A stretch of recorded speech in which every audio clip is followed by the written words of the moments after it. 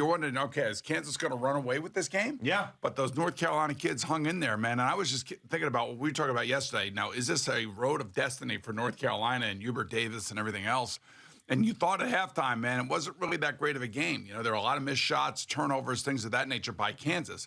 But whatever Bill Self said at halftime, whatever he told his players, they came like they were shot out of a cannon. Well, the last time he won a national championship, they were down 9 with 2 minutes to go.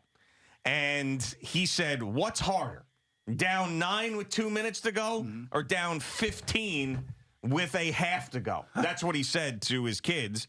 And the kids basically said, or these young men said, well, I'd much rather be in this situation than that situation. So he said, okay, go out there and win it. And there was also some very funny post-game audio from the players that, you know, some of them were really confident, some of them weren't. You know, like, hey, we've been here before. And one of the guys said, I've never been here before.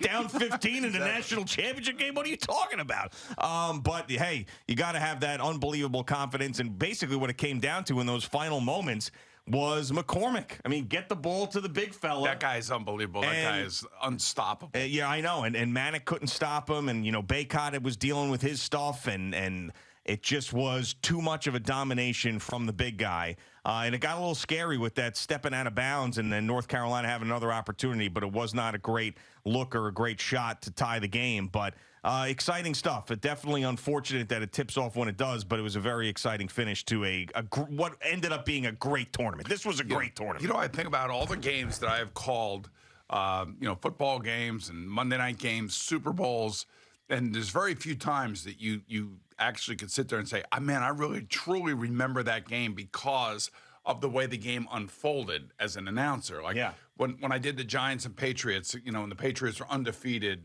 and Eli Manning is, you know, leading his Giants to a victory. It's like the most incomprehensible thing. Before the game started, I don't think there was anybody that picked the Giants to win straight out. I don't remember anybody. You know, I'm sure there are a few people here and there, and they could probably take a bow saying that, you know, they picked the Giants. But I think last night, you know, for Grant Hill and for Bill Raftery and for Jim Nantz, you know, the way this game unfolded, the way the Duke North Carolina game unfolded, they had two unbelievable games to call. Absolutely. And you're sitting there and you're just, you don't know what's going to happen next. You don't know how it's going to unfold. And then when it does unfold and it finally reaches its, you know, its finality, you're sitting there and you're like, man, I was lucky to call that. And then I probably have about 5 or 6 or 7 of those Super Bowls. I think Atlanta and New England, you know, I think Pittsburgh and Arizona.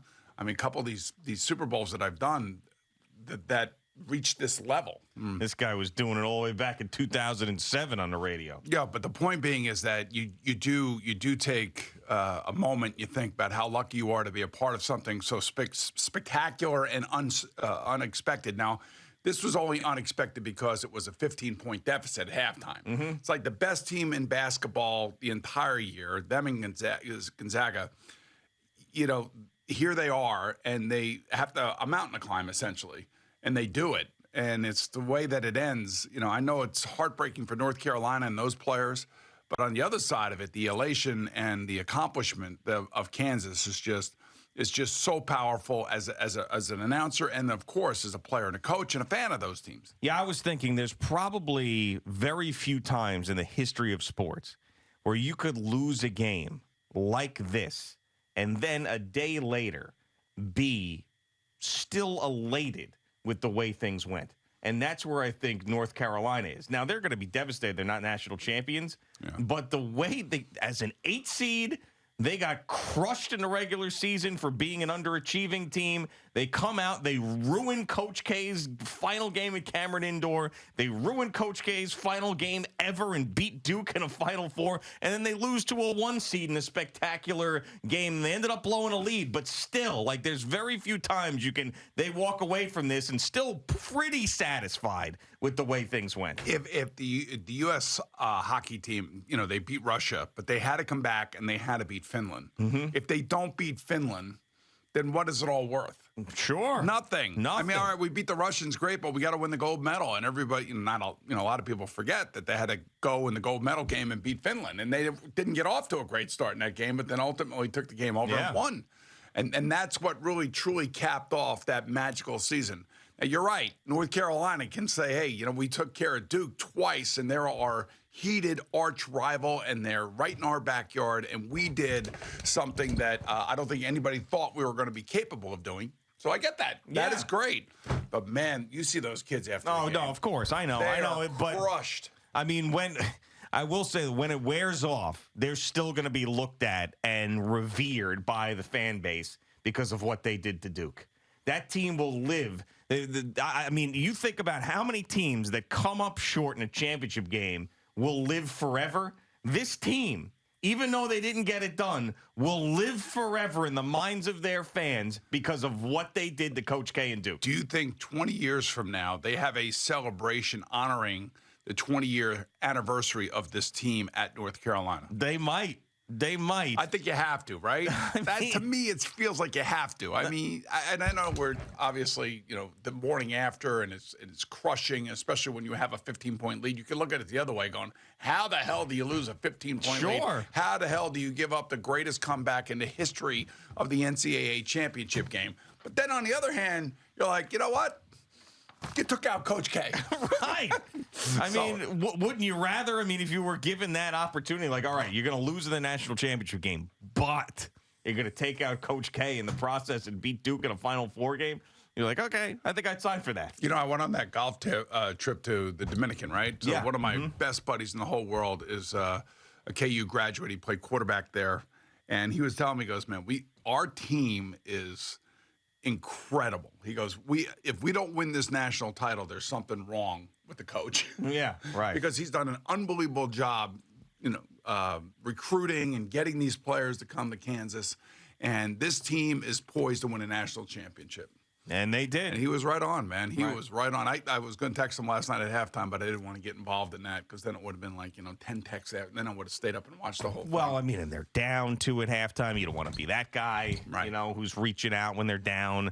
But a great tournament and a great finish, and it was exciting stuff and provided some of the best storylines that I can remember in recent memory in tournament lore, with St. Peter's going to the Elite Eight.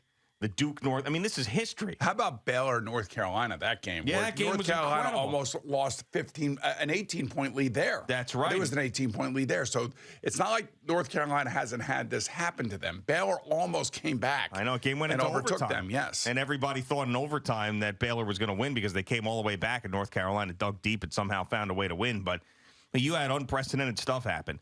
St. Peter's first 15 seed to go to the Elite Eight. First time Duke and North Carolina met in the tournament and a Final Four game, the largest comeback in championship game history. I mean, this tournament provided historic moments. You know why I think the transfer portal is a big reason why teams can get really good really fast. Martin.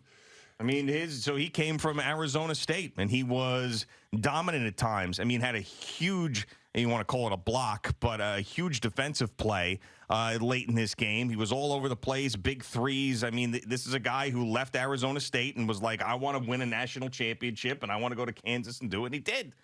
I mean, that's the thing. The transfer portal has completely changed the landscape of the entire college athletic landscape.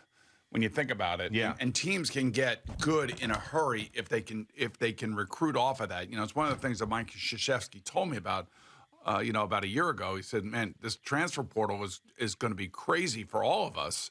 And now not only you're recruiting the high school kids, you now have to recruit the transfer portal. Yeah, and you got to know who these kids are and whether or not they're going to fit your system or are they, and why are they in the transfer portal? What's the reason for it? Well, Remy Martin said he wanted to win a championship. All right, that's his specific reason. Other guys get in trouble. Other guys don't go to class. Other guys fail out. Whatever the situation may be. Yeah, and I don't know his whole story, but I mean, that's I'm not saying that's what he did, but I'm just saying you have to kind of investigate all of that to make sure you're getting the right guy. Right, absolutely. And that's what I think. Like, if you're a college coach and you get this 5-star recruit coming in, and he's got the NIL endorsements and all that other stuff, and then you get him in and you put him in pads. Now I'm talking about football, and you just see the kid is just not mentally and physically ready yet, because it's a big jump going from high school, no matter who you are, from high school to college.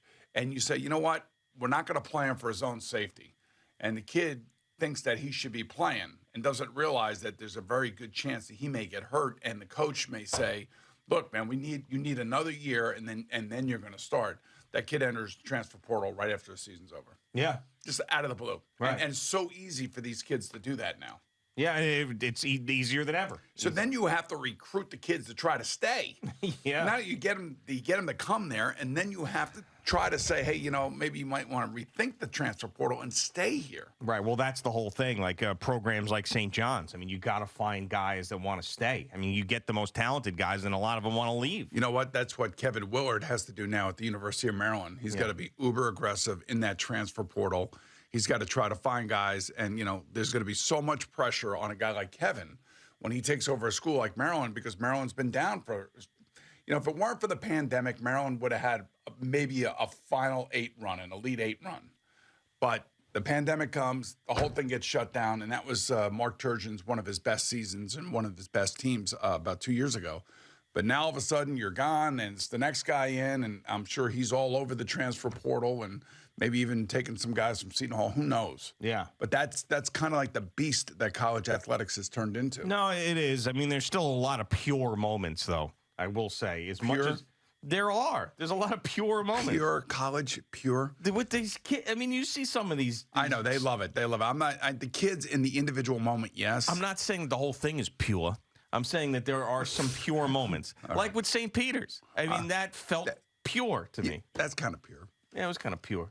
All right, I'll give you that purity on that one. Yeah, and then just. But let's just pump the brakes, take a step back. There's a couple pure moments. Most of these kids all have people in their lives telling them how great they are, and this is what they should do, and this is why they should go there. I mean, they axed that guy down in LSU because they caught the coach talking about how we got a great package for this recruit. Oh, I know. I mean, of course. That's how pure everything is. No, it's not. I said some pure moments. I'm not saying that some college purity, athletic, not a lot of purity. I said the point was there was still some pure moments in collegiate athletics, in a very dirty world. My point was there's still some pure moments. Pure. And we got a couple pure moments in this tournament. We got a couple. We got great basketball. We did. We certainly did. Thank you for watching. Please like, comment, and subscribe. And don't forget to hit the red bell so you're notified when we have new content.